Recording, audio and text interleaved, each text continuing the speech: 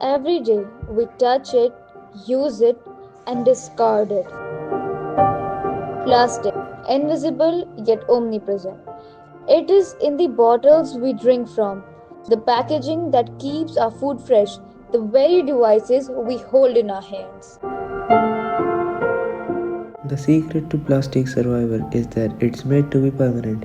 It comes from oil and gas, and its simple molecular chains are intentionally built to last for centuries. This material revolutionized existence. We clean our teeth with it and use it to communicate.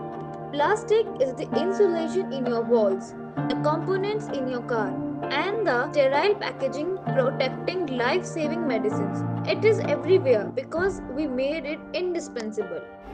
We didn't just adopt plastic, we became dependent on it.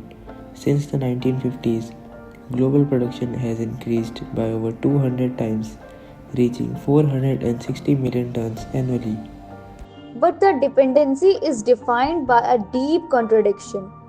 We create a permanent material for momentary use. Almost two-thirds of all plastic waste comes from items with a lifespan of less than 5 years. We engineered permanence into the material, but when a material is built to last forever, is thrown away in minutes. It doesn't disappear. The cost of that convenience is the subject of the next 50 years. Where does the world put the 460 million tons of plastic produced annually when our ability to manage it has structurally failed? But this convenience comes with consequences. Plastic does not vanish, it lingers for centuries, breaking down into smaller, harder to see pieces, microplastics that infiltrate oceans, rivers, and soils.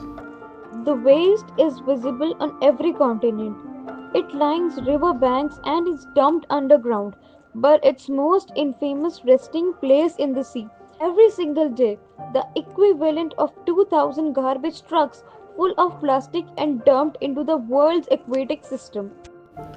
This failure of containment confirms the system is broken.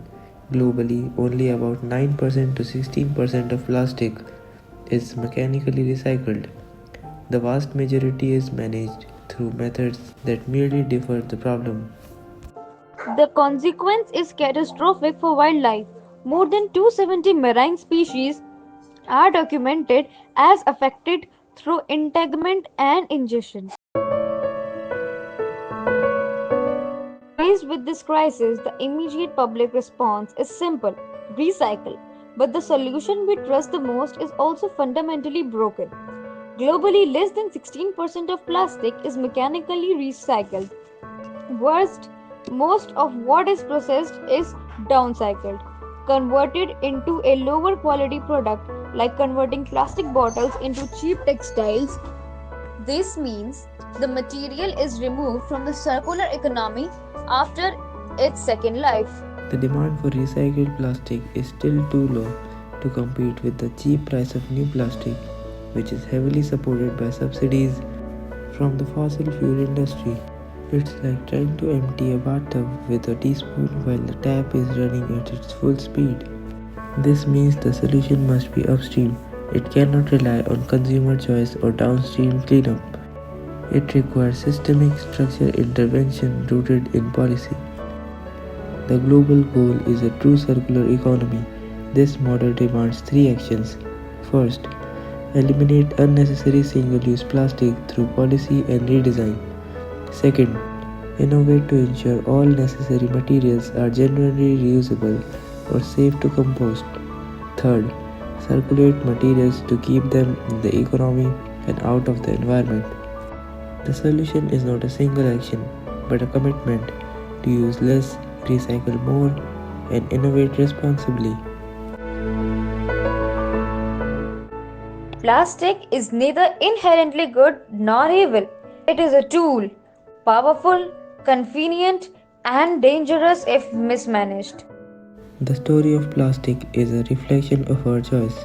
The future depends on how wisely we use this material for the planet, for ourselves, and for generations yet to come.